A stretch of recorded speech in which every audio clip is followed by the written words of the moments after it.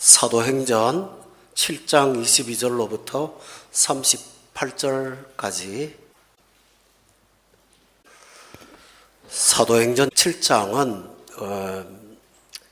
초대의 7명의 안수받은 집사님들 가운데 스데반이라는 집사님이 있어요. 그 집사님께서 설교를 한 내용입니다. 설교의 형식이지만 실제로는 스데반이 죄수로서 자기를 변론하는 그 기회를 통해서 설교를 한 내용이 오늘 이 본문의 내용이 되겠습니다. 스데반이 체포당해서 죄수가 된 죄목은 6장 11절을 보면 모세와 하나님을 모독한 죄로 감옥에 끌려갔고 재판을 받게 되었습니다.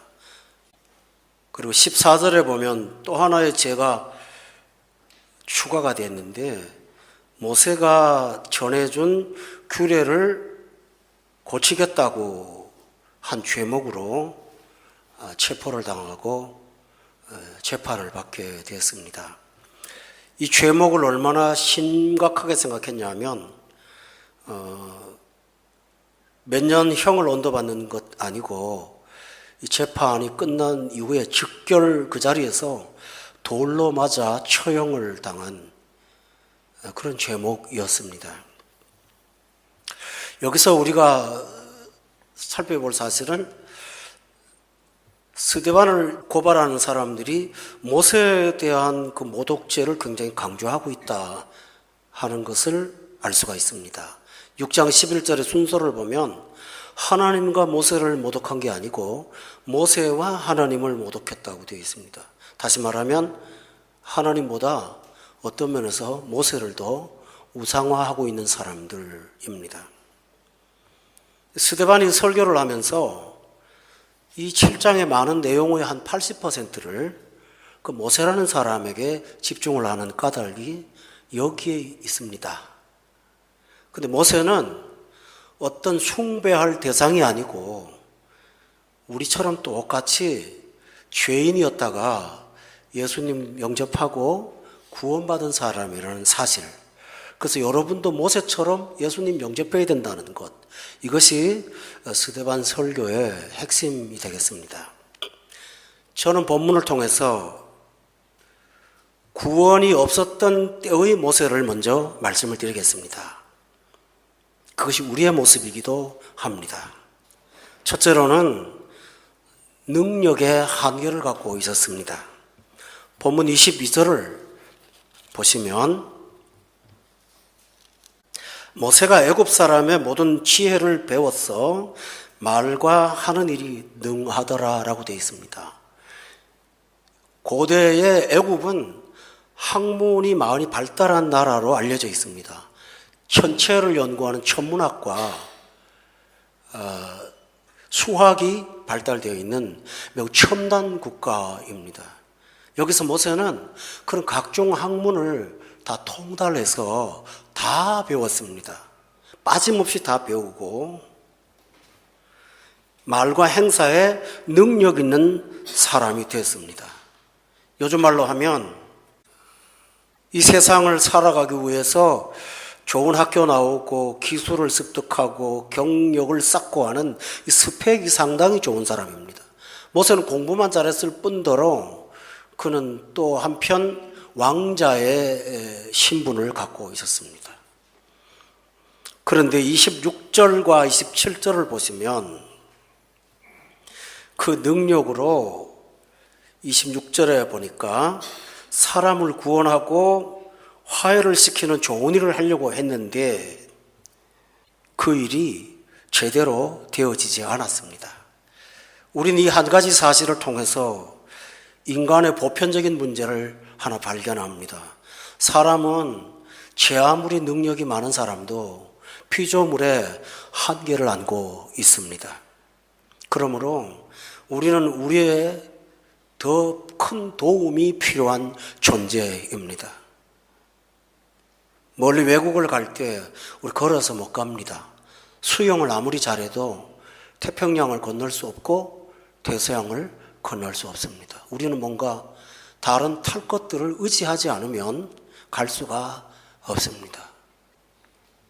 사람은 제 아무리 대단한 사람이라도 하나님이 만드신 피조물의 한계에 항상 맞닥뜨려 있다는 사실을 기억하시고, 자기 자신을 안 사람이라면 겸손히 내 힘으로는 살 수 없다는 고백을 하게 됩니다. 이런 사람한테 구원이 필요합니다. 두 번째는 의지의 한계가 있습니다. 사람은 23절에 보면 모세는 나쁜 생각을 한 사람이 아닙니다. 나이가 40이 되었을 때 그 형제 이스라엘 자손을 돌볼 생각을 했다고 되어 있습니다. 여러분, 그때 이스라엘 자손들의 형편이 어떤지를 여러분 아시죠? 노예들이잖아요. 그 많은 노예 중에 딱 한 사람, 잘 사는 사람은 모세입니다. 모세는 노예가 아니에요. 태어나기는 노예 자녀로 태어났지만 여러 가지 연고 때문에 그는 입양이 돼서 바로의 공주 아들이 됐습니다. 외면해도 됩니다. 그런데 성경은 이렇게 말합니다. 히브리서에 잠시 죄악의 낙을 누리는 것보다는 고난받는 이스라엘 백성들과 함께하는 것을 더 기뻐했다. 참 아름다운 사람이죠. 요즘 세상에 이런 사람 매우 드물어요. 그러나 실제로는 이 세상에 사는 사람 중에 누가 나쁜 짓을 하려고 마음먹고 사는 사람이 있겠습니까? 다 좋은 의지를 갖고 살아갑니다. 그래서 돌볼 생각을 했습니다. 의지죠. 25절에 보시면 하나님께서 자기 손을 통해서 구원해 주는 것을 깨달으라고 생각했지만 상대방이 어떡합니까? 깨닫지를 못해요. 내가 아무리 의지가 좋고 좋은 마음을 품어도 환경이나 상대가 따라주지 않을 때는 그게 무슨 소용이 있겠습니까? 여러분, 능력만 한계가 있는 것이 아니고 아무리 좋은 생각을 가진다 해도 우리의 뜻이 그대로 이루어지는 것은 가능한 일이 아닙니다. 사람은 거기서 굉장히 한계를 느끼죠. 어릴 때 고생한 부모가 자녀들한테 정말 정성을 다 쏟아서 공부시킵니다. 그런데 안 하는데 어떡할 거예요? 이 세상은 내가 좋은 마음을 먹었다고 해서 뜻대로 되는 것이 아닙니다. 그래서 많은 사람들이 이런 부분에 세상에 대한 실망을 많이 갖게 되죠.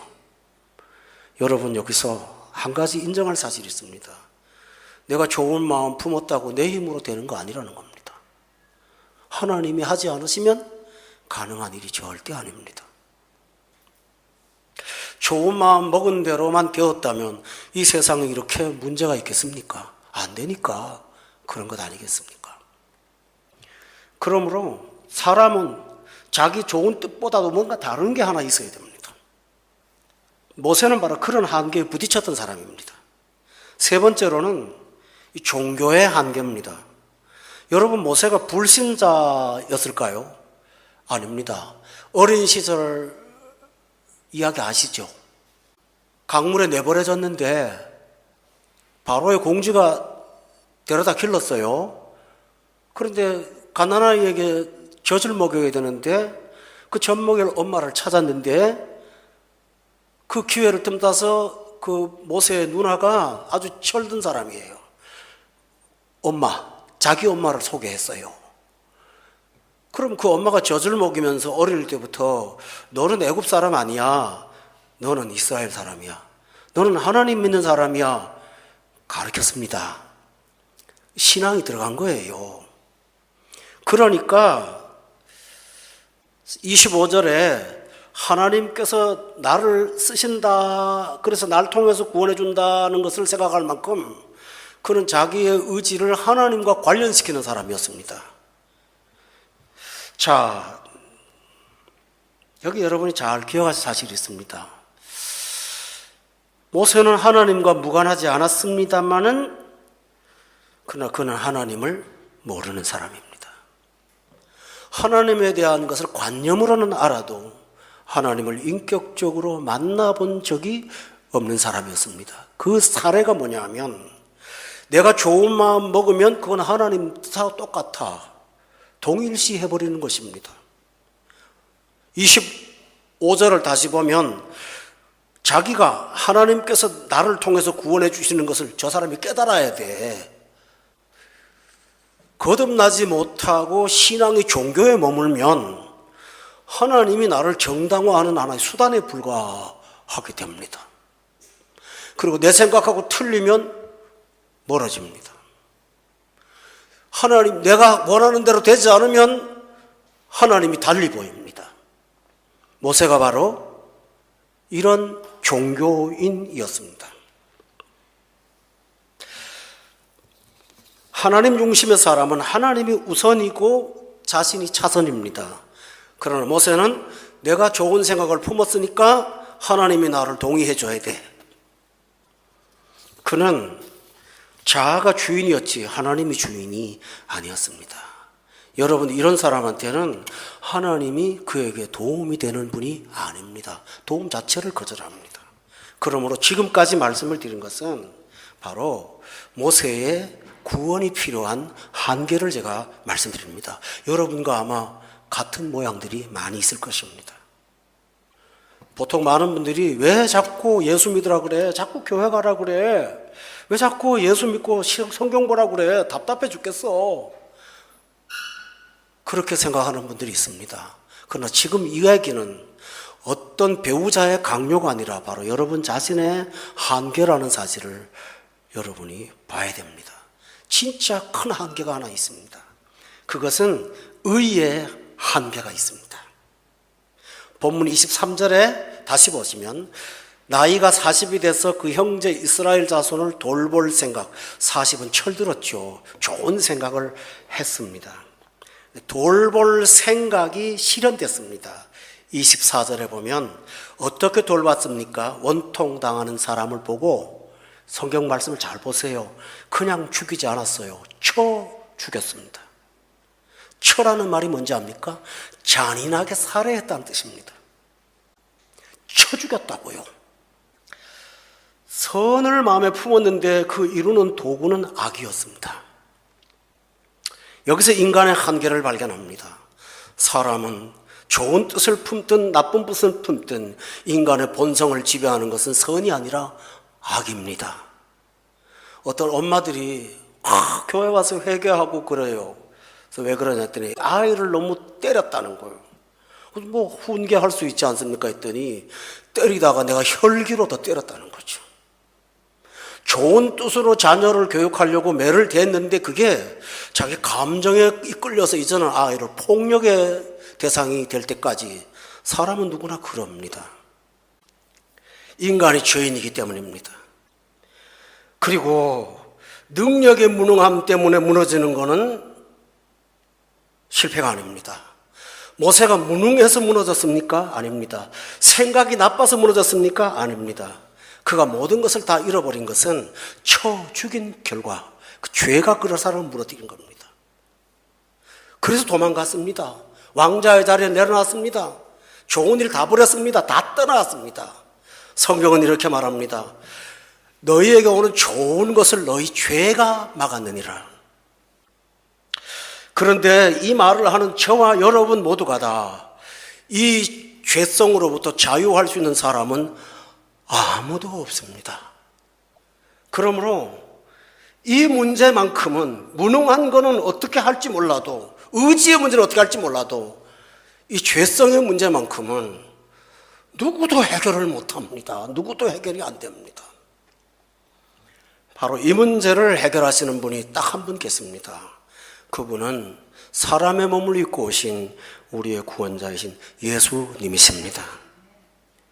죄 문제를 해결하지 않으면 하는 방법은 29절에 보세요.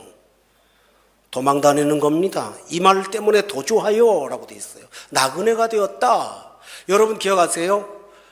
아담이 죄를 범하고 제일 먼저 한 일이 뭔지 압니까? 도망치는 거였어요. 하나님으로부터 도주하는 거예요. 그리고 그는 황폐한 삶을 살았어요. 가인이 동생을 죽이고 제일 먼저 한 일이 뭔지 압니까? 도주하는 거였어요. 그리고 땅이 저주를 받은 거였죠. 이 세상의 대부분의 사람들은 죄 문제를 도망치는 걸로 해결하려고 그래요. 가나의 혼인잔치 사건을 다시 한번 말씀드리죠. 포도주 떨어졌어요. 근데 예수님이 만들었어요. 연회장이 그 맛을 보고 신랑을 불러서 이렇게 말합니다. 굉장히 중요한 얘기를 해요. 사람마다 먼저 좋은 것을 내고 취한 후에 낮은 것을 내거늘 그대는 지금까지 좋은 것을 두었도다 이렇게 말합니다. 여기서 그가 한 말이 뭡니까? 모든 사람은 포도주 부족한 문제가 생겼을 때 없으면 없는 대로 살지 않고 죄로 해결한다는 거예요. 떨어질 거 예상해서 취해서 맛을 모를 때 맹물 갖다 준다 그런 얘기예요. 오늘 우리는 세상을 살면서 아무도 안 믿습니다. 저부터 그렇습니다. 제가 깜빡깜빡하는 좀 게 있어갖고요. 집에 문을 잠궈놓고도 주차장까지 내려왔다 또 올라갑니다. 이거 문 잠궜나? 우리 집사람 없을 때는 가스레인지 제대로 껐는지를 왔다 갔다 몇 번을 합니다. 이게 시간을 많이 잡아먹어요. 아무도 못 믿는 거예요, 지금은요.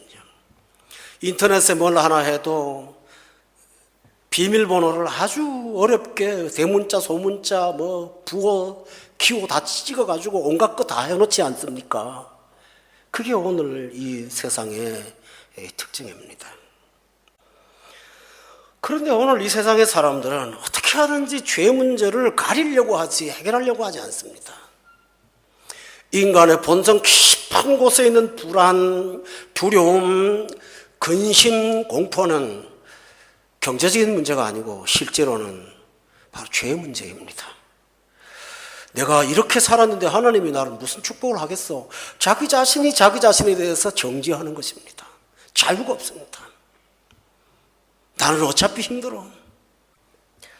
그러나 양심의 가책으로부터 자유를 받고 죄 시스템과 죄 가림을 받고 깨끗하게 되면 욥기에 나오는 욥은 그렇게 말합니다. 상대방이 나를 고발한 소송장이 있다면 내가 머리에다 멸류관처럼 쓰고 막 돌아다닐 거야.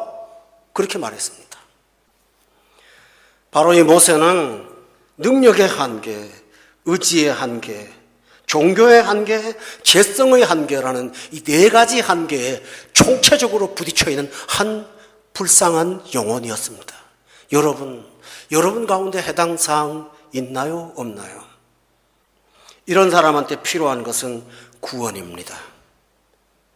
그래서 교회가 필요하고 복음을 들어야 됩니다. 구원은 내가 쫓아간다고 되는 건 아닙니다. 이 신비에 대해서는 저는 설명을 다 못하겠습니다. 그러나 구원의 우선순위, 행동하시는 분은 먼저 하나님이십니다. 오늘 본문에 보면 30절에 참 귀한 말이 있습니다. 40년이 찼다. 모세 인생에 40년이 찼다는 말입니다. 여러분 잘 생각해 보세요. 뭘 차긴 뭘 찹니까? 이 단어가 의미가 안 맞아요. 현상적으로는. 자, 왕자 된 거 없어졌죠? 재산 사라졌죠? 명예 사라졌죠? 안정 사라졌죠? 보호 사라졌죠? 다 없어졌습니다. 찼습니까? 비었습니까? 비었습니다. 찬 게 아닙니다. 다 없어졌습니다. 전부 다 없어졌습니다. 여러분 여기 굉장한 진리가 있습니다. 그런데 그 참회가 뭐 참회냐면 하나님의 행동하실 때가 찬 것입니다. 내가 찬 게 아닙니다. 내가 이만큼 40년 살아서 80년 살아서 이만큼 업적을 쌓아서 찼어. 그러니까 준비됐으니까 이제 일을 해. 그게 아닙니다. 몽땅 다 비었습니다. 아무것도 없습니다. 그런데 주님이 그때 찼다고 말씀하십니다. 우리는 가졌을 때 찼다고 말합니다. 하나님은 너 자존심, 믿을 수 있는 끈 다 떨어졌지? 이제 내가 할 거야. 내가 시작할 거야. 그것이 40년이 참회입니다. 신기하게도 사람들은 하나님이 볼 때 찼는데 자기는 비었다고 공포에 떠옵니다. 제가 볼 때는 찼거든요. 야곱이 집을 떠나서 베델에 잠을 잘 때 꽉 영혼이 찼습니다. 다 비었는데 하나님이 밤에 그에게 말씀하셨죠. 요셉이 감옥에 들어가서 모든 거 다 사라졌는데 하나님의 뜻이 차기 시작했습니다. 신앙은 우리가 예측할 수 없는 하나님의 일들로 가득하다는 사실을 여러분 믿으시기를 바랍니다. 있어서 지금 여러분이 믿지를 못하는 거예요. 이스라엘 백성들을 홍해까지 데려갔습니다. 이스라엘 백성들이 볼 때는 앞에는 바다요, 뒤에는 사람이니 대책이 없습니다. 이제 죽었습니다. 그런데 하나님은 뭡니까? 찾습니다. 거기서 일을 하십니다. 광야에 가서 먹을 거 아무것도 없습니다. 그런데 하나님이 볼 때는 찾습니다. 구원은 가난한 자에게 복음이 전파된다는 사실을 보십니까, 여러분? 그러므로 여러분이 자기 자신이 비었다고 느낄 때가 하나님이 구원으로 일하시는 때라는 사실을 믿으세요. 거기 소망이 있습니다. 두 번째로는 하나님은 우리에게 다가오시되 말씀으로 다가오십니다. 그래서 설교가 중요합니다. 오늘 본문 30절을 함께 보십시오. 천사가 시내산 광야 가시나무 떨기 불꽃 가운데에서 그에게 보였습니다. 여러분, 이게 신기한 일인데요. 나무에 불이 붙었는데 나무가 안 타요. 불은 있고요. 그래서 31절에 모세가 그 광경을 보려고 놀랍게 여겨서 알아보려고 가까이 갔습니다. 잘 기억해 보세요. 하나님은 우리에게 말씀을 듣는 환경을 자꾸 열어놓습니다. 솔깃하게 만들고 호기심이 들도록 만들고 그게 그런가 하고 듣도록 만드시는 게 하나님이 하시는 일입니다. 나도 모르게 한 걸음 한 걸음 가까이 다가오게 하십니다. 근데 가까이 가보면 그 붙어있는 불이 아니고 오늘 여기 31절에 보니까 주의 소리가 거기 있습니다. 영어 성경인 NIV 성경의 번역에 보면 거기서 주님의 소리가 들렸다라는 의역이 되어 있습니다만 원문 번역이나 한글 성경은 굉장히 뛰어난 번역을 합니다. 주님이 거기 계신다. 거기 있습니다. 이렇게 말합니다. 소리가 있는 것이 아니라 주의 소리가, 주님이 거기 계십니다. 말씀이신 주님이. 구원은 이렇게 다가옵니다. 내가 다 비었다고 생각하고 텅 비었을 때 하나님 말씀이 내 영혼에 들어오기 시작합니다. 들립니다. 성도 여러분, 하나님은 각양의 방식으로 다르지만 여러분의 영혼을 말씀으로 이끌어 가고 계십니다. 오늘 이 자리까지 여러분이 원치 않아도 오셨다면 바로 말씀 듣게 하시는 하나님의 방법이 아닐까요? 나를 부르시는 광야의 불덩어리입니다. 단지 호기심으로 가까이 왔는데 거기에 보니까 주의 소리가 거기 있었던 것입니다. 왜 내게는 역사하지 않느냐고 말하지 마십시오. 여러분이 말씀을 들을 수 있는 자리까지 여러분을 이끄셨다면 우리를 모세와 같이 구원하시는 하나님의 구원의 손이 각 사람에게 다가와 있다는 사실을 믿으세요. 그 손을 잡으시면 돼요. 그리고 하나님은 내가 누구인지를 가르쳐 주셨습니다. 32절부터 33절에 보면 나는 내 조상의 하나님, 아브라함의 하나님, 이삭과 야곱의 하나님이라고 당신을 소개하셨습니다. 여러분, 보통 일반적으로 하나님에 대한 의식을 갖고 있는 분들이 대부분이죠. 근데 그분들은 하나님을 하나님으로만 생각을 합니다. 좋은 생각으로는 하나님이 존재하신다. 그 정도는 부정하지 않아요. 그런데요, 어떤 사람의 하나님으로는 연관지지 않습니다.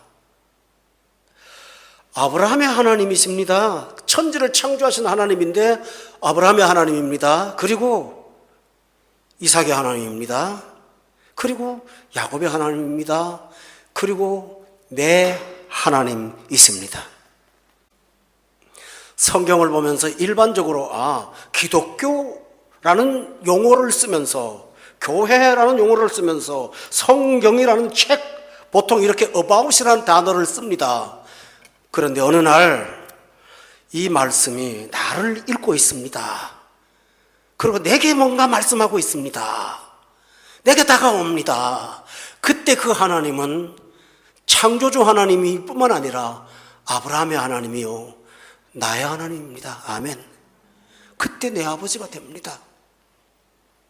예수님이 요한복음에서 가장 위대한 선언 7가지를 말한 게 뭔지 압니까?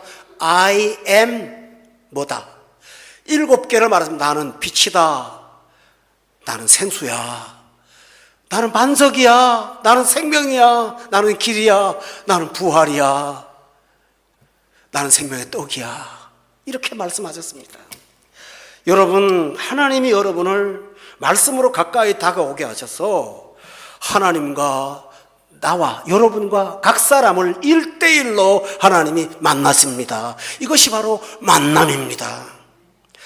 모세가 하나님에 대한 생각을 잊고 부정하지 않았습니다. 그런데 그 하나님이 나의 하나님이라는 사실을 발견한 것입니다. 파스칼이라는 수학자의 얘기를 가끔 했습니다만 그가 죽고 나서 그 옷 상의 속주머니에 조그만 쪽지 하나가 발견되었어요. 거기 열어보니까 철학자의 하나님이 아닌, 신학자의 하나님이 아닌 아브라함의 하나님, 이삭의 하나님, 야곱의 하나님, 나의 하나님.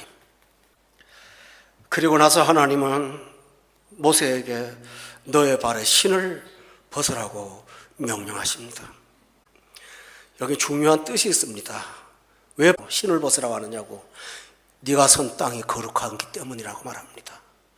여러분, 이사야 53장 6절에 보면 우리가 모세처럼 과거에 살았을 때 삶을 한마디로 요약해서 우리는 다 양 같아서 각기 제 길로 갔던 사람.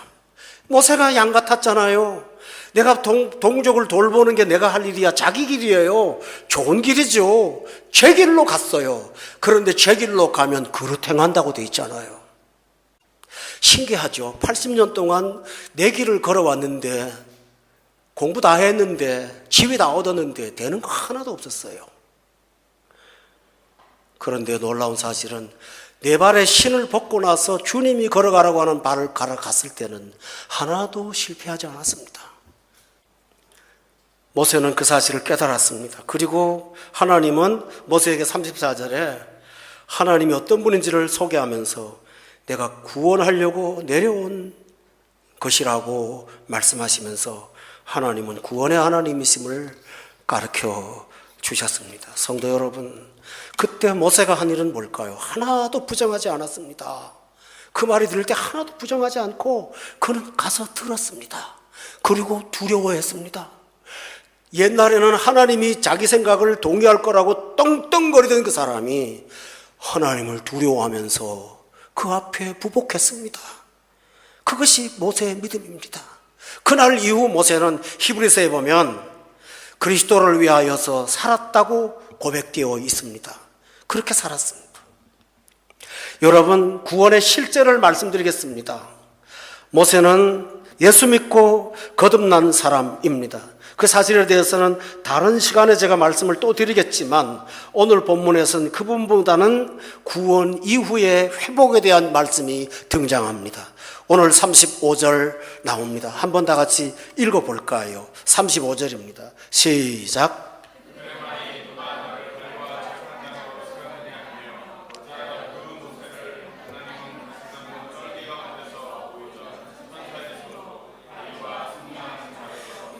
핵심 말씀만 드리겠습니다. 거절당한 모세. 구원이 뭘까요? 거절했던 모세, 거절당한 모세. 하나님이 관리와 속량자로 보내셨습니다. 여러분, 구원이 실제입니다. 삶에서 환경이 여러분을 거절했나요? 의지가 좋았는데 거절당하셨나요? 어떤 부분에 거절당했나요? 나는 거절당한 사람입니다. 나는 망가진 사람입니다. 그런데 그 거절당한 그 모세를 하나님이 속량자로 보내십니다. 관리로 보내십니다. 구원 이후의 삶은 이와 같습니다.